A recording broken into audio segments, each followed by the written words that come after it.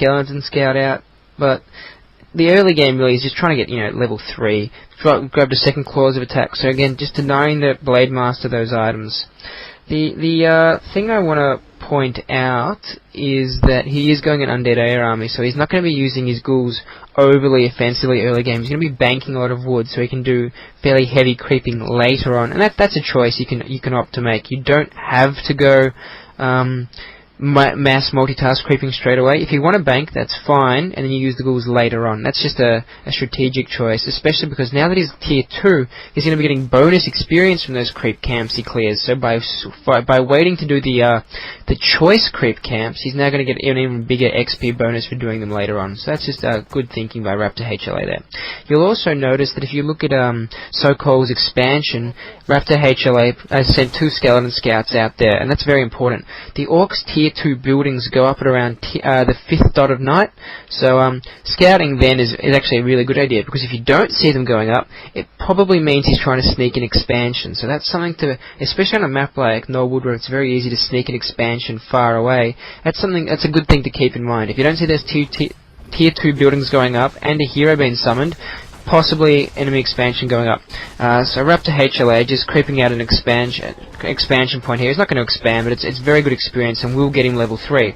Unfortunately, he's going to get jacked, and again, you really don't want to fight the Orc at this point. I mean, the Orc units don't have the HP bonus, but without Ghoul Frenzy and without statues and heal scrolls and all those other goodies, it's very hard to fight Orcs at this tier, especially with ghouls. So he backs off immediately and just tries to save those ghouls.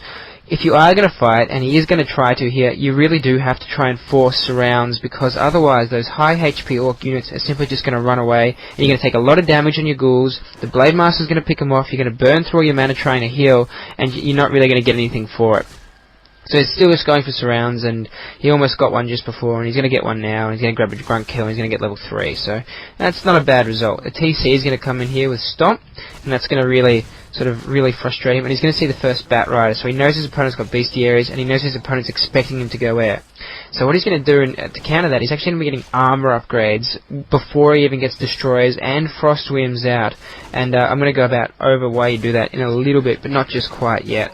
So he backs off. There's no point fighting with a solo Death Knight and a couple of ghouls against a Tauren Chieftain and a Blade Master and grunts. It's just, there's no point, so he avoids the fight.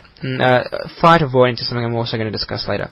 First Shade just coming out, very important on this map, as I discussed pre-game. You need to do a lot of scouting, and that Shade is going to make a world of difference throughout this game, as you'll see later on. Important thing to note, the choice of the Lich. We will be going Frost Armor first, and the reason for Frost Armor first is, if the Orcs try and focus fire a unit, Frost Armor makes a huge difference in the amount of damage that unit's going to suffer. It adds 3 armor and reduces the attack speed of any melee units trying to attack it, which significantly increases the effective HP of any unit getting focus fired by the Orcs. It also boosts the armor of your Frost Whims if bats try and explode on them, which makes them significantly tougher. You'll notice Raptor HLA has already gone to tier 3, and he's basically just trying to get that tech down pat. He can tech this quickly and get all those upgrades because his opponent's really not going to be able to pressure him too much. And if you watch the Shade, his opponent's just trying to creep as well, because there's a lot of creeps on this map, and you can really power level your heroes. And his opponent is going to try and sneak an explode later on, but the Shade will allow him to see it. So we're just coming up to the 9-minute mark, and the choice of Tauren Chieftain is fairly standard in this matchup, and he'll be going War Stomp Endurancer, which is extremely powerful against, say, a Ghoul Fiend army, or it's very good against Ghoul Destro as well. So what Raptor HLA is doing, he's actually going to be going basically all air later in the game, and what that's going to mean is the Tauren Chieftain Stomp actually becomes more or less useless against his army. It will do a little bit to the heroes, but it's not as anywhere near as disgustingly powerful as it is against mass ghouls. So that's something to keep in mind. You can, through army selection, mitigate the effect of some heroes. And you'll notice also, if you look in the Fiends, they've already got 1 armor upgrade, which is going to go to an armor upgrade for the Destroyers when they later come out. And he's going to end up getting 2 armor upgrades before he actually gets Destroyers up. And that's part of this strategy. He's going to basically use the mobility of Undead Air and the firepower of Undead Air, which is disgustingly good, especially when combined with a Lich with the Orb of Corruption, which is a -5 armor orb, to basically basically crush the Orc army, as you'll see later on. And the only way that's possible is through good use of heal scrolls, good defensive death coil use, and an effective usage of those armor upgrades, because it significantly reduces the damage that Troll Bat Riders will do. And the Blade Masters just running around and harassing him, but not really achieving overly much. Both players are creeping a lot, simply because you can and get really high levels on this map. The Orc player is now just about to come up to Raptor HLA, and he's gonna, thanks to that shade, he's gonna get away without losing a single unit. So that just again highlights the importance. You need those scouts. You need to get shades up, especially on a map this large. You'll notice if you look on the left of the map, there's 3 ghouls now whacking on Sokol's expansion that he was trying to sneak up. Now, thanks to that shade, HLA was able to scout that about a minute and a half ago, and now he's going to cancel it, and he's going to stop that Orc from expanding, which is really the point in a game. It's what makes the game. If the Orc can't expand, the Undead can typically outlast them, get the hero levels, and then finally beat them after a while.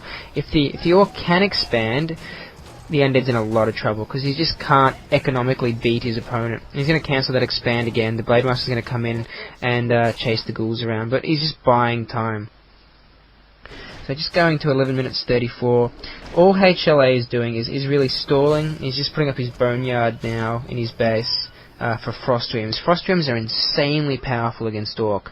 They do a splash magical slow attack, which does double damage to Orc heavy armor units and a 50% bonus damage against Orc air. It doesn't do splash damage against air, unfortunately, but it's still extremely powerful against them. It's a very powerful unit, and through a combination of Death Coil, Frost Armor, and Heal Scrolls, even a single Frost Gem is insanely difficult to kill with bats. It takes about 4 bats. If you get a Death Coil off, 5 or 6 bats to kill the Frost Whim, which just sort of underscores how ridiculously tough they can be. Which is also, really, even if it does die, you're still winning the economic war, because it's just not cost effective for the Orc player to kill them in that way. So HLA just doing more and more creeping. You'll notice there hasn't been a single major engagement, and HLA doesn't want there to be a major engagement. All he's doing is cancelling the expansions as they come up, avoiding fights. You'll notice he didn't try and do any burrow pushing or any bestiary pushing. He's just staying back, creeping up, completing his tech, and really just playing the map. He's allowing the map to sort of give him a buffer against his opponent. He knows where his opponent is thanks to the shade, and he knows what his opponent's up to thanks to the shade. And so he's just going to keep creeping and just complete that army. He's just building his first Frost Whim now. And what he's going to try and do is just keep stopping those expansions and build up this army. So I've already really ruined the surprise. He's going to eventually, he's got about 5 fiends now. He's got 4 with him, and 4 of his army now and 1 in his base. But he's basically going to get that 50 food army up, and then he's going to complete his tech in his base, which is going to be armor and attack upgrades for the fiends, destroyers, and frost whims. Freezing Breath on the Frost Whim and Destroyer form, and then he's going to break that 60 food. Actually, he's just coming in now to cancel the expansion. He knew it was going up thanks to the shade, and he's going to cancel it. And when he does cancel it, Sokol is going to come in and try and force a fight. And what HLA does, because he's banking right now, he's at 50 food as you can see, and he's got about 600 gold in the bank. He's going to cancel expansion, and he's just going to TP out. There is no incentive for him to fight, and the reason for that is that at 50 food you're at no disadvantage. The only reason you'd want to fight instead of creeping is to stop an expansion or to push your opponent. And as Undead players will tell you, it's very difficult to push an Orc player at tier 2 because of the army mix. Grunt Raider, Tauren Chieftain is very difficult to beat with just fiends. It's definitely possible. I'm not saying it's imbalanced or anything,